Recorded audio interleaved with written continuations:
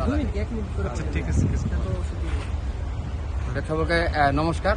আপনারা জানেন যে গতকাল রাত্রে বাংলাদেশের রাজধানী ঢাকায় একটি মন্দির খিলকেত সার্বজনীন দুর্গা মন্দিরে সাম্প্রদায়িক অপশক্তি গতকাল প্রায় কয়েকশো মানুষ তারা হামলা করতে এসেছিল এবং এই মন্দিরে তারা মন্দির উচ্ছেদ করতে এসেছিল।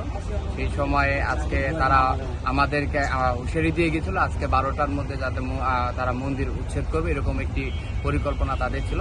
এই ঘটনায় আসলে আমরা সনাতনী সম্প্রদায় খুবই মর্মাহত এবং ভীত সন্ত্রস্ত।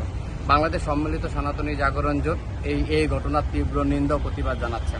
আমরা স্পষ্ট ভাষায় বলতে চাই এই দেশের সাম্প্রদায়িক সম্প্রীতি বজায় রেখে আমরা থাকতে চাই।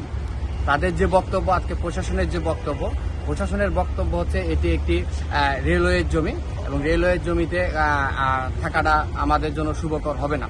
সেই জায়গা থেকে আমরা সনাতনী সম্প্রদায় প্রশাসনকে স্পষ্টভাবে বলার চেষ্টা করেছি, রেলওয়ে জমিতে শুধুমাত্র মন্দির নেই, মন্দির আছে, শত শত দোকান আছে, রাজনৈতিক দলের অফিস আছে। আজকে হঠাৎ করে এটি অবৈধ হয়ে গেল কিভাবে? গতকাল রাত্রে হামলার পরে কিভাবে অবৈধ হলো? এই মন্দিরটি আজকে প্রতিষ্ঠিত হয়েছে 1 বছর, 1 বছরে অবৈধ হলো না, আজকে কিভাবে অবৈধ হলো? অবৈধ যদি হয় তাহলে তো শুধুমাত্র মন্দির অবৈধ হবে না, এখানে যে শত শত দোকান রয়েছে সেগুলো অবৈধ হবে, যে রাজনৈতিক দলের অফিস করেছে সেইটাও অবৈধ হবে।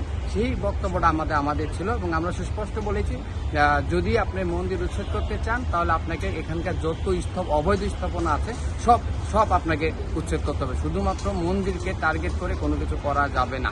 প্রশাসন আমাদের কথা খুব সুন্দরভাবে শুনেছে, তারা বোঝার চেষ্টা করছেন এবং আমরা বলছি সাম্প্রদায়িক সম্প্রীতি আমরা বজায় রেখে কাজ করতে চাই এবং কোনো একটা ধর্মীয় স্থাপনা প্রতি হামলা হবে এটা কখনোই মেনে নেওয়া যায় না। আমরা আবারও বাংলাদেশ সম্মিলিত সনাতনী জাগরণ জোটের পক্ষ থেকে গভর্নমেন্টের কাছে, প্রশাসনের কাছে বিনীত আহ্বান করতে এই ঘটনার সুষ্ঠু তদন্ত করা হোক। যারা এই হামলার সাথে জড়িত ছিল, যারা মব সৃষ্টি করতে এসেছিল, যারা সাম্প্রদায়িক সম্প্রীতি নষ্ট করার পায়তারা করেছিল, তাদেরকে দৃষ্টান্তমূলক শাস্তি প্রদান করা হোক।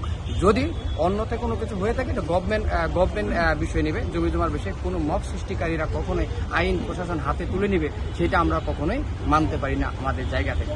ধন্যবাদ সবাইকে।